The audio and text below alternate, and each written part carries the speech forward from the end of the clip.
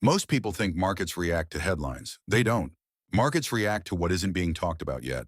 When bad news hits the screen, it usually means the market has already processed it. Prices have already adjusted. Risk has already moved hands. What actually shifts markets are the quiet constraints, the frictions that don't make for dramatic thumbnails and don't trend on social media. Right now, silver isn't moving the way it is because of fear or optimism or some sudden revelation. It's moving because something underneath the surface isn't flowing the way it normally does. And that's where most investors stop looking. They watch price. They watch headlines. They wait for confirmation that everyone else can see. By the time that confirmation arrives, the opportunity or the risk has already passed. This isn't about predicting where silver should go next. It's about recognizing when the internal mechanics of a market start behaving differently than usual. Those moments rarely announce themselves. They show up quietly through delays, bottlenecks, and small structural changes that most people dismiss as temporary or unimportant. Markets don't fear bad news, they fear what most people haven't noticed yet. And today, the most important thing happening in silver has very little to do with price, and almost everything to do with how the metal is actually moving through the system. Over the past several weeks, silver prices have shown elevated volatility, but without a clean directional break. Intraday swings have widened, while daily closes have remained relatively compressed compared to prior momentum phases. This has created the appearance of activity without clear follow-through. Compared to last month, spot silver is higher, but the move has not been linear. There have been repeated pullbacks followed by rapid recoveries within the same trading session. These reversals have occurred with increasing frequency, suggesting heightened short-term positioning rather than a broad repricing of the metal. At the same time, physical market conditions have diverged depending on product type. Fine silver, typically 0.999 or 0.9999 purity in the form of bars and government-issued bullion coins, continues to transact through established channels. However, silver products that require refining before resale have encountered delays. This includes alloyed silver such as US 90% coinage, sterling silver, and mixed purity scrap. Processing times at refineries have lengthened. Payment windows that historically settled within days have extended into multiple weeks. In some cases, pricing is not locked at delivery, but pooled, meaning final settlement depends on future market prices rather than the price at the time of sale. This represents a functional change in how physical silver is being absorbed by the system. Relative to last week, there has been no resolution to these delays. Relative to last year, the backlog is materially larger. Dealers and wholesalers report continued intake of physical silver from the public, but reduced outbound flow into refining channels. On the demand side, retail buying remains active, particularly for smaller denominations and recognizable bullion products. Inventory turnover for certain coins and bars has accelerated, while availability has become less consistent. Importantly, none of these developments are unprecedented in isolation. What is notable is their timing and overlap. Elevated price volatility, delayed physical processing, and uneven liquidity across product categories occurring simultaneously. These are observable conditions. They do not rely on projections, sentiment, or forward assumptions.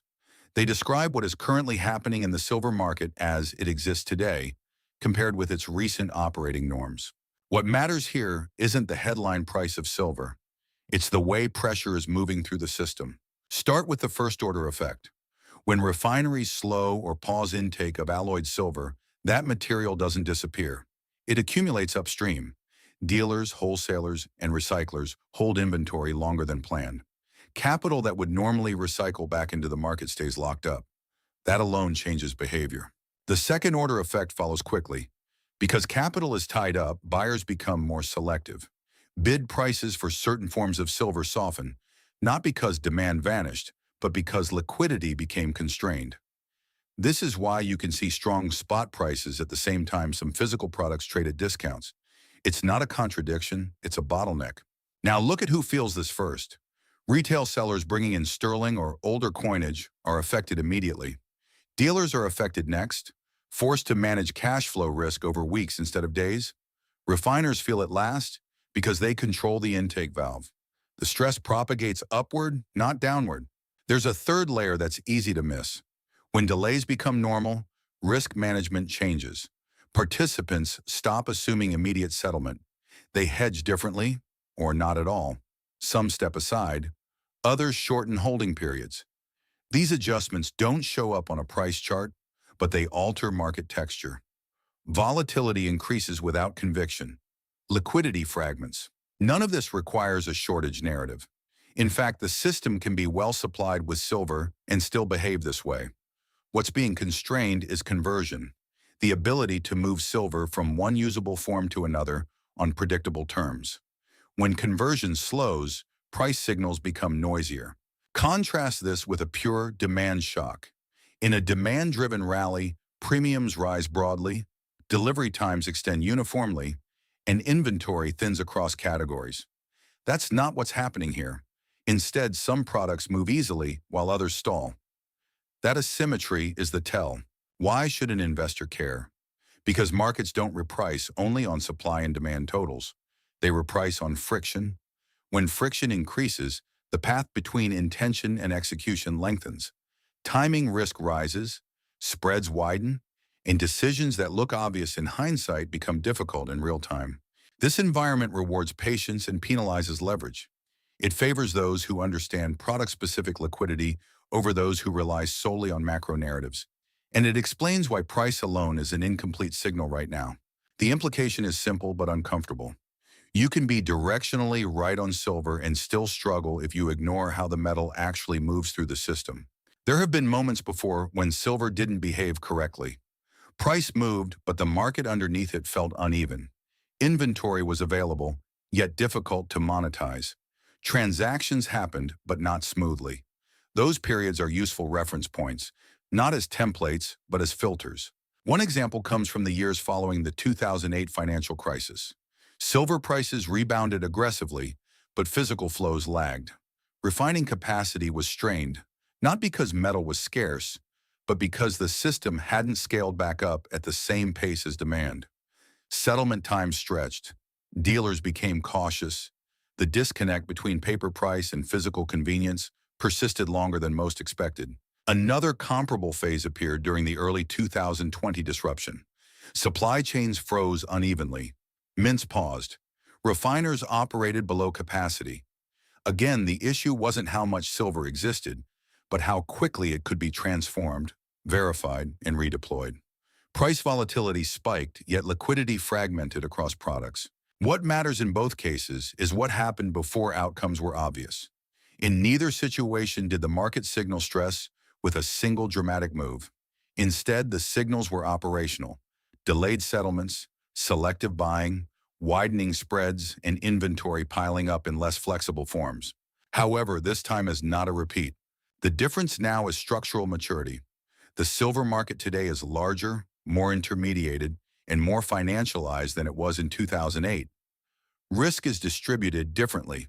Participants rely more heavily on just-in-time processing and tighter working capital cycles. When those cycles slow, the impact is felt faster, even if the absolute disruption is smaller. Another difference is perception. Past disruptions occurred alongside overt crises. Today's environment feels deceptively normal. Markets are open, trades clear, prices print. That normalcy makes it easier to dismiss early friction as noise rather than signal. History doesn't tell us what will happen next. It tells us what not to overreact to. In previous episodes, those who assumed every bottleneck meant an imminent shortage overpaid. Those who ignored structural delays misjudged timing and liquidity risk. The lesson isn't bullish or bearish, it's procedural. When the mechanics of a market change, outcomes depend less on direction and more on patience, positioning, and product choice.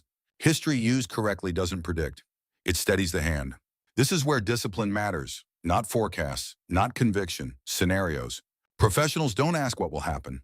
They ask what would need to happen for different outcomes to make sense, and how the market would likely respond under each condition. Bull case, structural relief with price confirmation. For silver strength to extend in a durable way, the physical bottlenecks would need to ease without triggering a demand collapse. That means refineries gradually reopening intake of alloyed silver, settlement times shortening, and pricing mechanisms returning closer to spot at delivery rather than pooled settlement. If that happens while prices remain firm, liquidity would re-enter the system. Dealers regain confidence in inventory turnover. Bid-ask spreads narrow. Products currently trading at discounts begin to normalize. In that environment, price strength is reinforced by improved functionality, not just momentum. Importantly, this scenario does not require a surge in panic buying or macro shock. It only requires the system to breathe again. Under those conditions, silver could sustain higher price levels because the market can actually absorb them. This is a constructive outcome, but it depends on operational normalization, not headlines. Base case, friction persists, market adapts. The more likely path is slower. Refining capacity improves unevenly. Some material flows again, some remains constrained. Settlement delays shorten, but not fully. Participants adapt rather than resolve the issue outright. In this case, price continues to move in fits and starts. Rallies stall, pullbacks find buyers. Volatility remains elevated, but directional conviction stays limited. Different forms of silver continue to trade on different rules. This is not a broken market, it's an adjusted one. Participants price in delay as a cost. Holding periods lengthen. Leverage stays muted. Capital moves selectively. Most markets spend the majority of their time in this state. It's uncomfortable because it offers few clean signals, but it's stable enough to persist. Power, bear case, liquidity stress overrides price. The risk scenario isn't simply lower prices, it's a mismatch between price and liquidity. If prices fall meaningfully while settlement delays remain, stress increases.